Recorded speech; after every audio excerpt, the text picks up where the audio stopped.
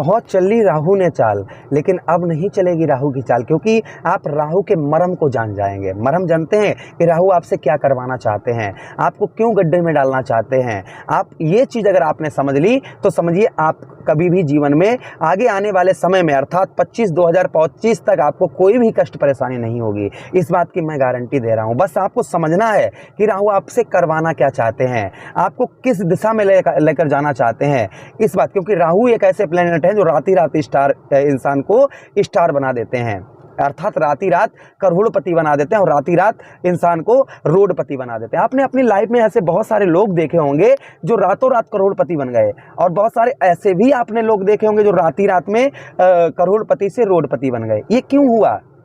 क्योंकि उन पर राहु का प्रभाव रहा। राहु इंसान को अच्छा फल कम देते हैं और बुरा फल ज़्यादा देते हैं, क्योंकि राहु के पास क्या है, सिर्फ ऊपर का सर है, नीचे का धड़ नहीं है। राहु कहाँ पर अटैक करते हैं? हमारी बुद्धि पर अटैक करते हैं, हमें उस रास्ते में लेकर जाते हैं जहां हमें कष्ट परेशानी होती है। हमारा मन उस तरफ जाता है जहां पर हमें कोई चीज़ का रिजल्ट नहीं मिले, जबकि माइंड हमारा बुद्धि ये कहती है वहाँ लाभ होगा, ये होगा, बहुत अच्छा होगा, तुम्हारे साथ ये होगा, लेकिन होता कुछ नहीं है। हम उस दिशा की ओर चल देते हैं। अब ध्यान से सुनिएगा कि राहु के प्रकोप से आपको कैसे बचना है आगे आने वाले समय में। और अभी तक इन्होंने प्रकोप क्या दिया होगा, लाइफ आपको बताएंगे। अभी तक इन्होंने आपके जीवन पर जो प्रभाव डाला है वह क्या प्रभाव डाला है। देखिए राहु महाराज कहाँ पर विद्यमान है? आपके छठे भाव पर विद्यमान है। छठा भाव किसका होता है? रोग का होता है, ऋण का होता है और शत्रुओं का भाव होता है। यानी रोग, ऋण और शत्रुओं का भाव होता है। अब 2023 में 30 अक्टूबर को राशि परिवर्तन हुआ था राहु महाराज का। 30 अक्टूबर 2023 राहु महाराज का आपके 7वें भाव पर प्रभाव था, और 30 अक्टूबर के बाद राहु महाराज कहाँ पर आ गए? आपके छठे भाव पर आ गए। अब छठे भाव पर इनका प्रभाव क्या है? ध्यान से सुनिएगा। छठे भाव पर इन्होंने आपको, आपके दुश्मनों, आपके जो शत्रु हैं वह कहीं ना कहीं आप पर ज़्यादा हावी होने लगे होंगे। प्राइवेट जॉब करते हैं आप, प्राइवेट जॉब में कहीं ना कहीं आपके प्रॉब्लम समस्या आपको देखने को मिल रही होगी। प्राइवेट जॉब में, जैसे आपका प्राइवेट जॉब कहीं भी करते हैं आप, ठीक है, वहाँ पर आपने नोटिस किया होगा कि आपको लोग टांग पकड़कर पीछे खींचने का प्रयास करते होंगे, आगे नहीं बढ़ा रहे होंगे, पीछे। आप सबकी सैलरी आ गई, आपकी रुक गई, कोई प्रमोशन होने वाला है, सबका हो गया, आपका रुक गया। इस तरीके के कहीं ना कहीं आपकी प्राइवेट जॉब में आपके समस्या ला रहे होंगे। आपको लोग आप नई जॉब छोड़ना चाहते हैं। आप ध्यान से सुनिए, राहु महाराज आपको पैर पकड़कर पीछे खींचने का प्रयास कर रहे हैं। लालच नहीं करनी है यहाँ पर। कोई कहे ये जॉब छोड़ दो, आगे जॉब तुमको बहुत अच्छी मिलेगी, आगे हम तुमको बहुत अच्छी जॉब दिलवा रहे हैं, आप ये जॉब छोड़ दीजिए। आपने अगर ऐसा पहले किया, 30 अक्टूबर के बाद ऐसा किया होगा, तो आप आज बैठे होंगे, आपको जॉब नहीं प्राप्त हुई होगी। जहाँ पर आप जॉब वगैरह कर रहे हैं, आप वहीं पर इस समय पर एक्टिव रहिएगा। आगे यही राहु महाराज अच्छा फल देंगे आपको। आपके बुद्धि पर भ्रमित कर रहे हैं लोग कि आप जहाँ पर जॉब कर रहे हैं वो जॉब छोड़ दें। आपको जॉब बिना सोचे समझे, या फिर जहां आप दूसरी जगह जॉब करना चाह रहे हैं, तो जहां पर आप जा रहे हैं वहां पर हर चीज़ क्लियर कर लें, कंप्लीट कर लें कि हम जहां जा रहे हैं वहां हमको सफलता प्रदान होगी या नहीं होगी, तभी जॉब छोड़िएगा आप, वरना आप जॉब नहीं छोड़िए। कर्ज, आपको राहु महाराज कर्ज आपके ऊपर लदवाना चाहते हैं। आपको क्या करना है? जैसे इंसान कर्ज कब लेता है मालूम है? इंसान कर्ज जब लेता है जब वो हॉस्पिटल में भर्ती हो, या उसका कोई पेरेंट्स हॉस्पिटल में भर्ती हो, तभी इंसान क्या करता है, तब इंसान जो कर्ज लेता है। आप अनावश्यक कर्ज ले रहे हैं, गाड़ी के लिए कर्ज ले रहे हैं, प्रॉपर्टी के लिए कर्ज ले रहे हैं। देखिए मित्रों, आप अच्छी बात है, बजट के हिसाब से कर्ज लेना चाहिए। अगर आपके पास कोई इनकम नहीं है, पैसा पैदा नहीं करते हैं, और आप बड़े बड़े सपने देख रहे हैं कि हम ये कर लें, और वो खरीद भी रहे हैं आप, तो ऐसा कर्ज आपके ऊपर लद जाता है। कोई हम बिजनेस व्यापार करते हैं जिसकी हमें जानकारी नहीं होती है, और हम अपना धन वहाँ पर इन्वेस्ट कर देते हैं, और वो बिजनेस व्यापार चलता नहीं है, तब कर्ज हो जाता है। इसलिए आपको कर्ज कभी भी लीजिएगा आगे आने वाले, यानी कि 2025 में जून से पहले, तो सोच समझ कर कर्ज लीजिएगा। समझ रहे हैं हम आपको क्या समझाना चाह रहे हैं? कर्ज सोच समझ कर ही आपको लेना है। लेकिन आगे आने वाले अगर आप पर कर्ज है, तो यही राहु महाराज आपके कर्ज को भी उतरवाएंगे, ये भी आप निश्चिंत रहिएगा। अच्छा, राहु महाराज के पास दृष्टियां भी हैं। कौन कौन सी दृष्टि हैं? राहु महाराज के पास दृष्टि, जो पहली दृष्टि है वह दृष्टि है पंचम दृष्टि। पंचम दृष्टि राहु महाराज आपके कहाँ पर डाल रहे हैं? ध्यान से देखिए, पंचम दृष्टि आपके 10वें भाव पर डाल रहे हैं, अर्थात आपके व्यवसाय क्षेत्र पर। 10वें भाव पर राहु महाराज का प्रभाव क्या है? आपकी आर्थिक स्थिति, यानी कि जो धन की स्थिति है वह कहीं ना कहीं आपकी खराब चल रही होगी। उसी के साथ ही साथ धन के साथ ही साथ में आपके मान सम्मान, जो आपका मान सम्मान होना चाहिए वह मान सम्मान में आपके वृद्धि नहीं हो पा रही होगी। यानी जिस तरीके का हमको मान सम्मान मिलना चाहिए उस तरीके का आपको मान सम्मान नहीं प्राप्त हो पा रहा होगा।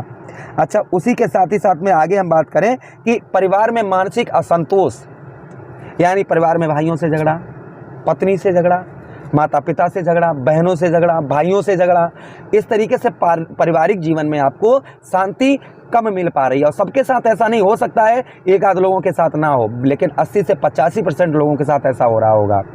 अब ध्यान से सुनिए, आगे इनकी डिग्री का परिवर्तन हो रहा है। बिजनेस व्यापार में आपको, जैसे आप जहाँ पर इस समय बिजनेस व्यापार कर रहे हैं अपना, बहुत दिनों से लगे हैं। अब जैसे हम एग्जाम्पल फॉर आपको बताएं कि हम कहीं जंगल में कोई परचून की दुकान खोल रहे हैं, है ना, जंगल में, वहाँ कौन लेने आएगा? हमें तो वहाँ पर खोलनी है जहाँ पर मार्केट हो उसका। तो इसलिए आप बिजनेस व्यापार कर रहे हैं तो वहाँ आपका नहीं चल रहा है, तो आप जगह का थोड़ा सा परिवर्तन करके देखिए, आपका अवश्य चलना प्रारंभ हो जाएगा। ये चीज़ देखिए कि हमारा व्यवसाय क्यों नहीं चल रहा है, रीज़न क्या आ रही है, जगह का परिवर्तन करिए। या फिर आपको वह कार्य, आपको पता है कि ये आपको कोई चीज़ की नॉलेज नहीं है, आप वो कार्य करे जा रहे हैं, कुछ धन की भी प्राप्ति नहीं हो पा रही है, तो आपको इन चीज़ों पर कंट्रोल, आपको वही कार्य करना है जो आपको अच्छी तरीके से आता हो। राहु महाराज आपको गलत दिशा में या बिजनेस व्यापार में आपने धन फांस दिया होगा, वो नहीं चल रहा होगा। जगह का परिवर्तन करके देख लीजिए, आपको अवश्य ही लाभ होगा। लेकिन जगह का परिवर्तन करना चाहते हैं तो कुंडली का विश्लेषण अवश्य करवा लें। अच्छा, उसी के साथ ही साथ आगे हम बात करते हैं, राहु महाराज की दृष्टि 10वें भाव पर पड़ रही है। आगे आपकी आर्थिक स्थिति को मजबूत करेंगे, बेहतर करेंगे, परिवार में आपके जो कलेश चल रहा है उसको दूर करेंगे, और साथ ही साथ में आपके 10वें भाव पर आपकी आर्थिक स्थिति को मजबूत करेंगे। अगली दृष्टि राहु महाराज की कहाँ पर पड़ रही है? अगली दृष्टि राहु महाराज की आपके 12वें भाव पर पड़ रही है, अर्थात आपके द्वादश भाव पर। अब 12वें भाव पर इनका प्रभाव क्या है? 12वें भाव पर जो इनका प्रभाव है राहु महाराज का, यहाँ पर आपका व्यर्थ का खर्चा, जैसे कोर्ट कचहरी मुकदमा, थाना हॉस्पिटल के चक्कर, ये सब कहीं ना कहीं राहु महाराज आपके लगवा रहे होंगे, यानी कि अनावश्यक खर्च करवा रहे होंगे। आगे आने वाले समय में आपको देखिए, खर्च पर जितना हो सके उतना खर्च पर कंट्रोल करिए। जैसे हमें कहीं नहीं जाना है और हम दोस्त यार मेरे कहते हैं चलो यार वहाँ घूम आते हैं, चलो यार वहाँ घूम आते हैं, पैसा नहीं है आपके पास, आप कर्ज लेते घूम रहे हैं घूमने के लिए, ऐसा नहीं करना है आपको। जितना हो सके उतनी यात्राएं टालिए, खर्चा जितना कर रहे हैं, जैसे जहाँ पर 20 रुपये का खर्च है वहाँ पर 10 रुपये का खर्च करिए, आपको लाभ अवश्य ही होगा। इनकी रेमेडीज भी हम बता देंगे, अगर कष्ट परेशानी हो रही है तो आगे नहीं होगी। अगली दृष्टि राहु महाराज की कहाँ पर पड़ रही है आपके? अच्छा, एक चीज़ है, 12वें भाव पर दृष्टि आ रही है। जो लोग फॉरेन्स अदर कंट्री में हैं उनको बहुत अच्छा लाभ होगा। उनके व्यवसाय में जो इंटरनेट से जुड़े हुए हैं, संचार माध्यम से जुड़े हुए हैं, उनको ही बहुत अच्छा लाभ आगे यही राहु महाराज आपको देने वाले हैं। अगली दृष्टि राहु महाराज की कहाँ पर पड़ रही है? अगली दृष्टि आपके ठीक धन भाव पर पड़ रही है। अब धन भाव पर इनका प्रभाव क्या है? आपके वाणी दोष, यानी कि आप कितना भी अच्छा किसी से मीठा बोलें, आपको कहीं ना कहीं आपके लोग आपकी बातों से एक्टिव नहीं होते होंगे, प्रथम चीज़। दूसरा, आप भोजन वगैरह, आपकी भूख कम हो गई होगी, वजन कम हो गया होगा, आपका भूख कम लग रही होगी। और उसी के साथ ही साथ दूसरे भाव पर भाइयों के सुख, आपको जो भाई आपके हैं, भाइयों से कोई सुख प्राप्त नहीं हो पा रहा होगा। आगे आने वाले समय में भाइयों का सुख भी प्राप्त होगा। यही धन का भाव है हमारे, हमें आगे चलकर जो धन की हमारे वृद्धि है उस धन को वृद्धि करेंगे, आपके धन की बढ़ोतरी करेंगे। बस थोड़ा सा आपको सही दिशा में चलना है, बिना सोचे समझे कोई भी कार्य आंख मूंद कर और जल्दबाजी और लालच नहीं करनी है, इस चीज़ का आपको बेहद ध्यान रखना है। चलिए रेमेडीज उपाय की बात करते हैं कि हमें क्या उपाय करने चाहिए।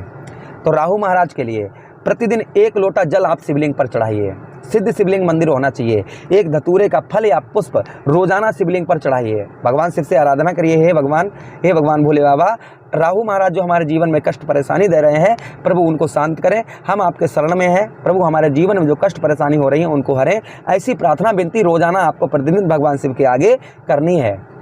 नॉनवेज, एल्कोहल, झूठ बोलना, ये सब आपको त्यागना होगा, तभी आप आगे बढ़ पाएंगे।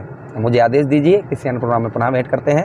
तब तक आप लोग अपना ख्याल रखिए। प्रेम से बोलिए कृष्ण कन्हैया लाल की जय।